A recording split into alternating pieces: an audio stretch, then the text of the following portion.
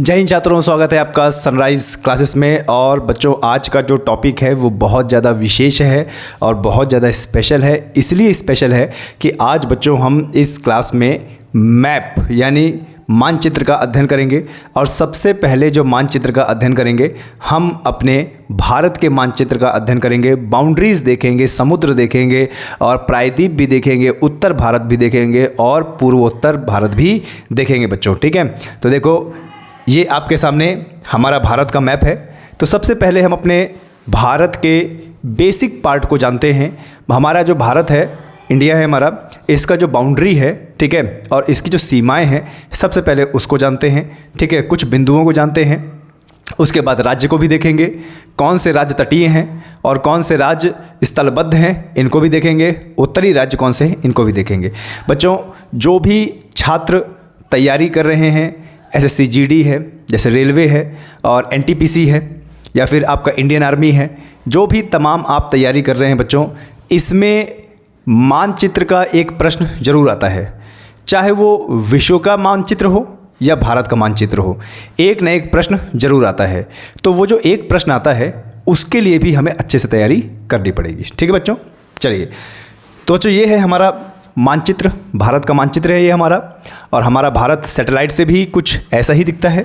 ठीक है बच्चों, अभी अगर वर्तमान में बात की जाए, वर्तमान में भारत की बात की जाए, तो ये जो रंग बिरंगे आप देख रहे हैं, ये हमारे भारत के राज्य हैं। ठीक है बच्चों, अभी वर्तमान में बात की जाए तो भारत में बच्चों, ठीक है, ध्यान देना, भारत में जो राज्य हैं, राज्यों की संख्या जो है वो कितनी है? 28। अगर मैं अभी प्रेजेंट 2024 की बात करूं बच्चों, तो अभी राज्य कितने हैं हमारे भारत में? 28 हैं। और राज्य के साथ साथ हमारे पास केंद्र शासित प्रदेश भी हैं। तो केंद्र शासित प्रदेशों की संख्या कितनी है? 8 है। ठीक है, इस पूरे भारत में ये जो बाउंड्री है हमारे भारत की, इस पूरे भारत में बच्चों, ठीक है, ये जो रंग बिरंगे देख रहे हैं, यही है हमारे राज्य। और राज्यों की संख्या 8 है और वहीं केंद्र शासित प्रदेशों की संख्या 8 है। ठीक है, 28 है कि राज्य की संख्या 28 है और केंद्र शासित प्रदेशों की संख्या 8 है। अगर आपके एग्ज़ाम में ये आता है कि वर्तमान में भारत में कितने राज्य हैं, तो आपका उत्तर होगा 28। और अगर ये आता है कि वर्तमान में कितने केंद्र शासित प्रदेश हैं, तो बच्चों वहाँ पे आपका उत्तर होगा 8। ठीक है, सबसे पहले बच्चों हम भारत के एक मानचित्र को बाहरी तौर से देख लेते हैं। ठीक है बच्चों, तो ज़रा देखिए, आप अगर भारत के ये पॉइंट, इस पॉइंट और यहाँ पे बच्चों, ये जो पॉइंट है ये हमारा गुजरात में है और ये जो पॉइंट है ये हमारा कलकत्ता बंगाल में है। ठीक है, तो इस पॉइंट से ऊपर और इस पॉइंट से नीचे देखते हैं। तो इस पॉइंट से अगर आप ऊपर देखेंगे तो ये देखिए, हमारे भारत के साथ में पाकिस्तान बाउंड्री बना रहा है, अफ़गानिस्तान बाउंड्री बना रहा है, इधर चीन तिब्बत बाउंड्री बना रहा है, इधर नेपाल बना रहा है, और इधर कौन बना रहा है? भूटान, और ये भैया बांग्लादेश, और इधर म्यांमार बाउंड्री बना रहा है। ठीक है, तो ऊपर के जो हम देश देख पा रहे हैं, जो हमारे भारत के साथ बच्चों बाउंड्री बना रहा है, यानी उस देश की सीमा हमारे देश की सीमा, यानी उस देश की ज़मीन और हमारे देश की ज़मीन क्या है? जुड़ी हुई है। और बीच में क्या है? बॉर्डर है, जिसको हम स्थलीय सीमा कहते हैं। ठीक है, हमारे भारत की स्थलीय सीमा। ठीक है, तो यहाँ पर बच्चों प्रश्न आते हैं। और अगर मैं खाली सिर्फ ऊपर की बाउंड्री देखूं, ये ऊपर की बाउंड्री देखूं, तो यहाँ से जो देश जुड़े हुए हैं और यहाँ से जो बाउंड्री के नाम है, सीमा, अंतर्राष्ट्रीय बॉर्डर के जो नाम है, वहाँ से भी बच्चों प्रश्न आता है। ठीक है, बड़े आराम से मानचित्र को समझेंगे और आज इस वीडियो में ये भी देखेंगे कि हमारा कौन सा राज्य कहाँ पर है। ठीक है, आज बहुत सारे बच्चों को ये नहीं पता होगा कि कौन सा राज्य कहाँ अवस्थित है। जो 1 साल 1.5 साल लगातार अध्ययन कर रहा होगा, उसी को पता होगा कि हमारा कौन सा राज्य, 28 राज्य कहाँ कहाँ पर अवस्थित है। खैर, देखते हैं मैप के माध्यम से बच्चों। ठीक है, जैसे देखिए, जब हम अपने भारत के स्थलीय सीमा से बात करेंगे बच्चों, स्थलीय सीमा, तो मैं आपको मैप के माध्यम से और बाउंड्री के माध्यम से बता देना चाहता हूँ कि बच्चों, अगर हम इस बाउंड्री को ध्यान से देखें, ये वाली बाउंड्री को अगर हम ध्यान से देखें, तो ये बाउंड्री यहाँ तक है, ये यहाँ तक है। ठीक है, ये दोनों ज़मीनें आपस में जुड़ी हुई है। ठीक है, दोनों ज़मीनें आपस में जुड़ी हुई हैं। इस बाउंड्री के इधर हमारा प्यारा भारत है, ठीक है। और इस बाउंड्री के इधर यहाँ पर देश है भैया पाकिस्तान, ठीक है, ये पाकिस्तान है। क्लियर है बच्चों, ध्यान दीजिएगा। और ये जो लाल कलर की जो बाउंड्री मैंने बनाई है, ठीक है बच्चों, इस बाउंड्री को बोला जाता है रेड क्लिफ रेखा, ठीक है बच्चों, रेड क्लिफ रेखा बोला जाता है, ठीक है। तो यहाँ पर कई बार प्रश्न आता है कि रेड क्लिफ रेखा से कौन से दो देश अलग होते हैं। तो देखो ये जो लाल कलर की यही है रेड क्लिफ रेखा, और इसके इधर भारत है और इधर क्या है, पाकिस्तान है, ठीक है, पाकिस्तान है। तो ये लाल कलर की जो रेड क्लिफ रेखा है, अगर मैं इसका नोट्स के तौर पे बताऊं तो देखिए यहाँ पे मैं बताना चाहूँगा, ठीक है, जैसे यहाँ पे है पहला हमारा भारत और क्या भैया पाकिस्तान। अरे थोड़ा सा और छोटा लिख लेता हूँ, नहीं तो यहाँ पर आ नहीं पाएगा, ठीक है बच्चों, ठीक है। यहाँ पे देखते हैं सबसे पहली बाउंड्री हमारी किसकी है भैया, भारत, ठीक है, और क्या भैया पाकिस्तान, भारत और क्या भैया पाकिस्तान। तो भारत और पाकिस्तान की रेखा को बोलते हैं भैया रेड क्लिफ रेखा। क्या बोलते हैं, रेड क्लिफ रेखा, ठीक है। और आज आप रेड क्लिफ रेखा को देख भी लीजिए कि जो रेड क्लिफ रेखा है वो कहाँ से कहाँ लगती है। तो वो हमारे गुजरात से लेके यहाँ पर लद्दाख तक जाती है, ठीक है। तो यहाँ पर रेड क्लिफ से भैया बहुत बार प्रश्न पूछा गया है कि रेड क्लिफ रेखा किन दो देशों को अलग करती है। तो बच्चों यहाँ पर रेड क्लिफ रेखा इन दो देशों को देखो अलग करती है। कौन कौन सा भैया, यहाँ पर आपका भारत और पाकिस्तान, ठीक है बच्चों। राइटिंग थोड़ी सी मेरी ख़राब है लेकिन फिर भी मैं ट्राई करता हूँ, ठीक है, अच्छा लिखने की ट्राई करता हूँ। मेरे से अच्छा हिंदी लिखा नहीं जाता, ठीक है, लेकिन फिर भी मैं कोशिश करूँगा, क्योंकि कोशिश करने वालों की कभी हार नहीं होती। तो भारत और पाकिस्तान बराबर कौन सी रेखा भैया, रेड क्लिफ रेखा, ठीक है, रेड क्लिफ रेखा, ठीक है। तो यहाँ से आप समझे कि रेड क्लिफ रेखा किसको अलग करती है, भारत और पाकिस्तान को, ठीक है। ये देखिए ये यहाँ से रेड जो गया हुआ है गुजरात से राजस्थान, राजस्थान से पंजाब, पंजाब से कश्मीर, कश्मीर से फिर इधर लद्दाख गया हुआ है, ठीक है। तो इसको बोलते हैं हम रेड क्लिफ रेखा, ठीक है। इसी के बाद बच्चों एक बाउंड्री आप और देखिए, देखिए ये पाकिस्तान के इधर आपको अफ़गानिस्तान दिख रहा होगा। तो ये देखिए ये जो रेखा है, ठीक है, ये रेखा आप अंततः देखेंगे तो ये हमारे लद्दाख में यहाँ टच है। ये देखिए लद्दाख में हमारा टच है, ठीक है। यानी अफ़गानिस्तान देश की जो बाउंड्री है वह हमारे देश से लगती है, और कहाँ लगती है, लद्दाख में लगती है। तो इस रेखा का भी नाम है बच्चों, इस रेखा का भी नाम है, ठीक है। और इस रेखा का क्या नाम है, यहाँ देखिए भारत और अफ़गानिस्तान, ठीक है, भारत और अफ़गानिस्तान की जो रेखा है, भारत और अफ़गानिस्तान की रेखा, इस रेखा को बोलते हैं डुरंड रेखा। क्या बोलते हैं भैया, डुरंड रेखा, ठीक है। ये ध्यान दीजिएगा, भारत और अफ़गानिस्तान को जोड़ने वाली रेखा को क्या बोलते हैं, डुरंड रेखा। काफ़ी बार एग्जाम में आता है कि भैया डुरंड रेखा किन दो देशों को अलग करती है। तो यहाँ पर भारत और अफ़गानिस्तान हो जाएगा। और अगर डुरंड रेखा में अफ़गानिस्तान और पाकिस्तान भी बोल दे तो भी बच्चों आपका बिल्कुल सही है, ठीक है, तो भी आपका बिल्कुल सही है। अफ़गानिस्तान और पाकिस्तान को भी देखो अलग कर रही है ना, देखो ये रेखा ये यहाँ से जा रही है और यहाँ पे देखो पाकिस्तान का क्षेत्र है, फिर यहाँ पे लद्दाख का क्षेत्र है, ये यहाँ पे है ना। तो ये यहाँ पे जो हमारी डुरंड रेखा है वो भारत और अफ़गानिस्तान को अलग करती है बच्चों, ठीक है। चलिए यहाँ पे जान गए आप लोग। चलिए आगे बढ़ते बच्चों, आगे बढ़ते हैं। फिर यहाँ से एक रेखा देख रहे होंगे, ये मैं थोड़ा सा इसको और डार्क कर देता हूँ। यहाँ से एक रेखा देख रहे होंगे, ये वाली रेखा, ये वाली बाउंड्री यहाँ तक है, फिर यहाँ से लेके यहाँ तक है, और फिर यहाँ से लेके यहाँ तक है, ठीक है। इस बाउंड्री को अगर आप ध्यान से देख रहे होंगे तो इस बाउंड्री के इस पार हमारा भारत है और उस पार क्या है भैया, उस पार जो है चीन है, ठीक है। देखो यहाँ से लग रही है ये यहाँ पे, ठीक है, यहाँ तक उत्तराखंड तक, फिर नेपाल की बाउंड्री आ जाती है, फिर इधर सिक्किम, फिर इधर अरुणाचल प्रदेश।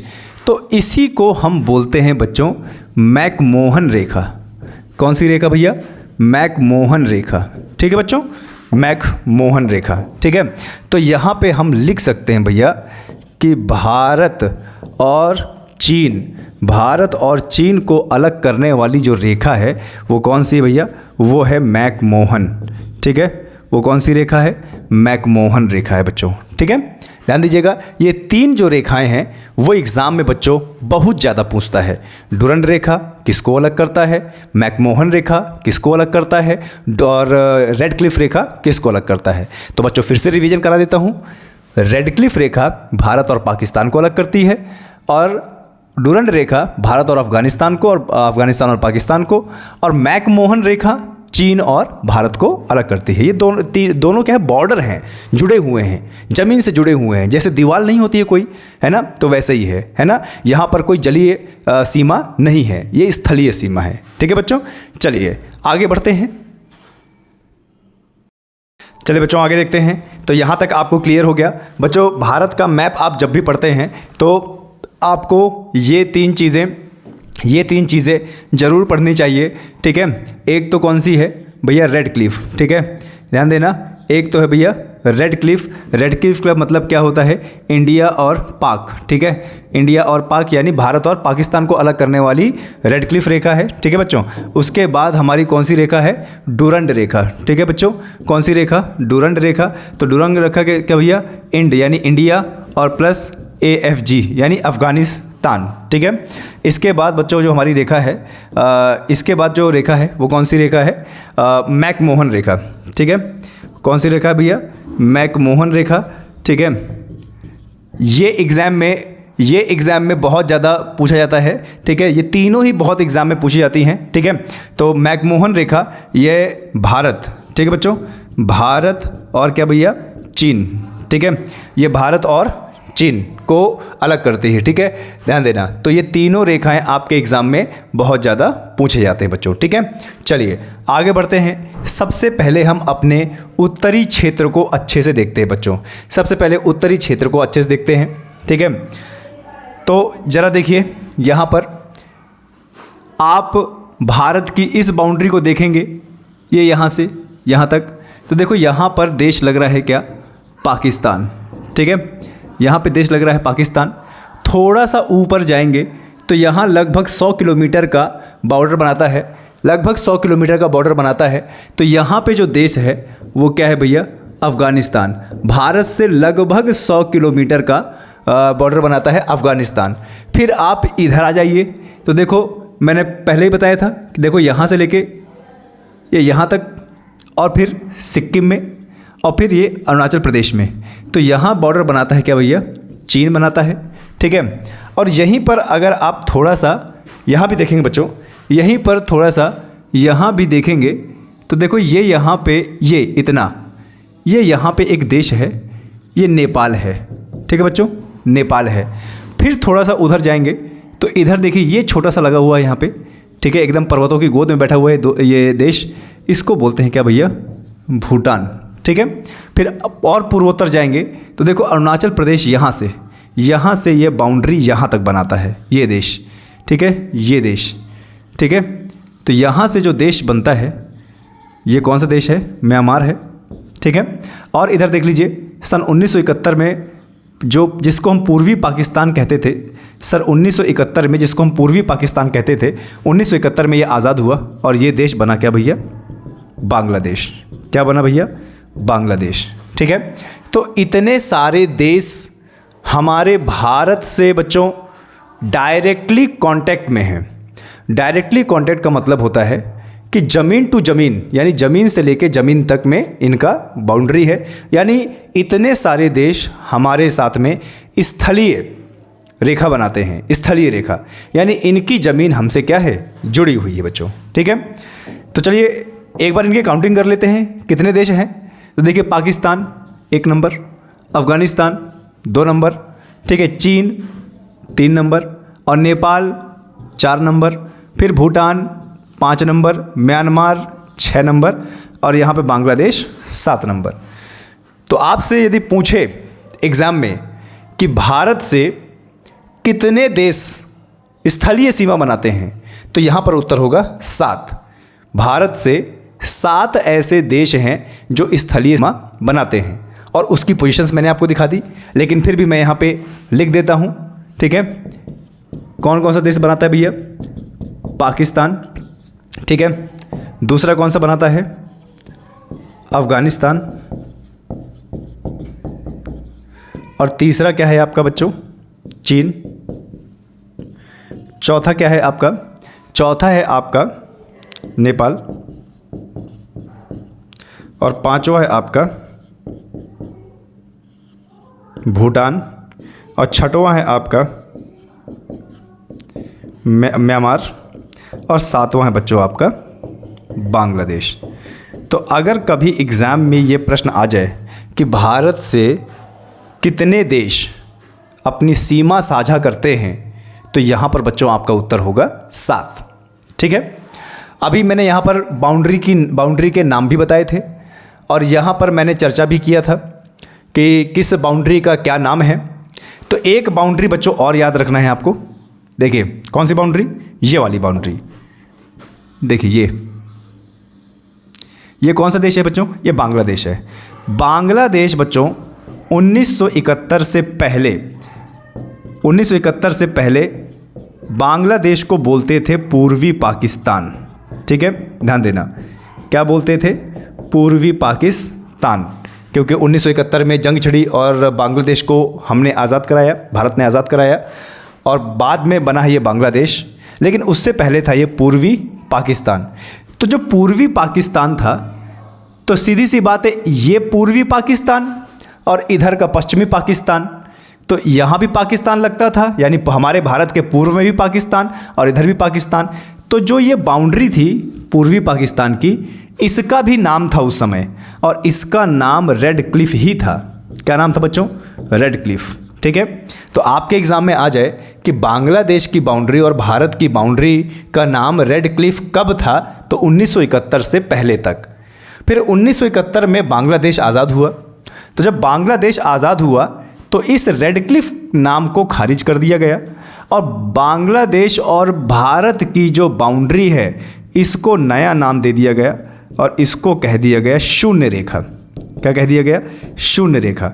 यानी वर्तमान में अगर आपसे पूछ ले कि भैया शून्य रेखा क्या होता है, तो आप बता सकते हैं वहाँ पे कि शून्य रेखा भारत और बांग्लादेश की स्थलीय सीमा को कहते हैं, और शून्य रेखा का पुराना नाम क्या है भैया, रेड क्लिफ रेखा। ठीक है, क्या नाम है भैया, रेड क्लिफ रेखा। ठीक है बच्चों, ये चीज़ हुआ। तो यहाँ पर आपने देख लिया कि हमारे जो पड़ोसी देश हैं जो हमसे सीमा साझा करते हैं वो किस दिशा में है और किस स्थिति में है। ठीक है, चलिए एक बार और जान लेते हैं। अगर मैं बीच से डिवाइड कर दूं भारत को, ऐसे भारत को अगर मैं ऐसे डिवाइड कर दूं, एक लाइन खींच दूं, तो भारत के इधर और भारत के इधर। ठीक है, यानी भारत के लेफ्ट में और भारत के राइट में। ठीक है बच्चों, तो भारत के इस साइड, ठीक है, गुजरात साइड, राजस्थान, देखो ये पंजाब, गुजरात, राजस्थान है ना। इस साइड देखें तो इस साइड कौन से देश हैं भैया, इस साइड है देखो पाकिस्तान। देख लीजिए अच्छे से, मैप को देख लीजिए, एनालाइज कीजिए, घूरते रहिए। ये कौन सा देश है भैया, अफगानिस्तान। ठीक है, ये हुआ अफगानिस्तान हुआ। क्लियर है, आए समझ में। एग्ज़ाम में पूछता है, एग्ज़ाम में बच्चों पूछता है कि भारत के उत्तर पूर्वी दिशा में कौन सा देश है, उत्तर पश्चिमी, भारत के ठीक उत्तर पश्चिम में कौन सा देश है, तो भारत के ठीक उत्तर पश्चिम में अफगानिस्तान है। भारत के ठीक उत्तर पश्चिम में कौन सा देश है बच्चों, अफगानिस्तान। ये कई बार एग्जाम में आया हुआ है बच्चों। ठीक है, अच्छा, ये जो लाइन मैंने खींची थी, इसके इधर बात की जाए तो दो देश हैं, अफगानिस्तान और पाकिस्तान।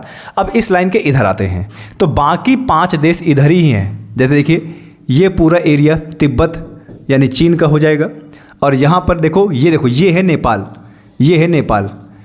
नेपाल जो है एक स्थलबद्ध देश है जो चाइना और भारत के बीच में है ना, चाइना और भारत के बीच में है, तो यहाँ पे नेपाल देश हो जाएगा।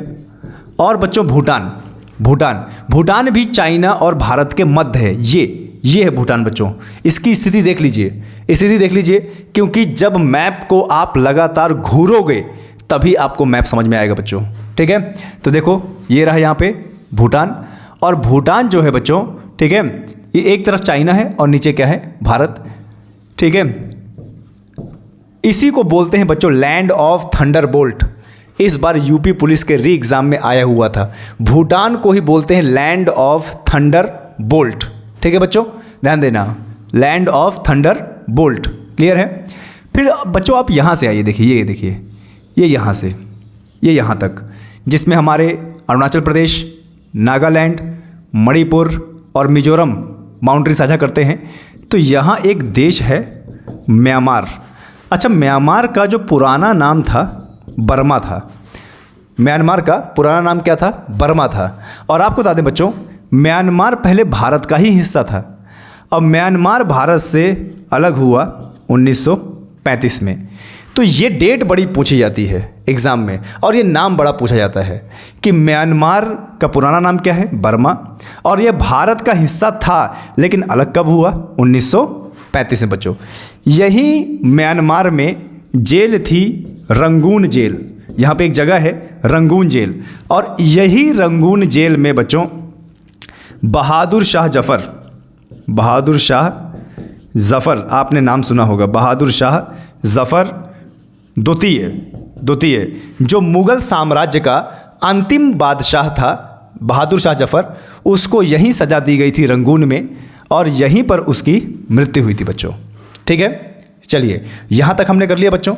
अब यहाँ के बाद एक एक राज्य और एक एक देश को समझते हैं कि किस देश से हमारा कौन सा राज्य लगता है। ठीक है बच्चों, चलिए आगे बढ़ते हैं।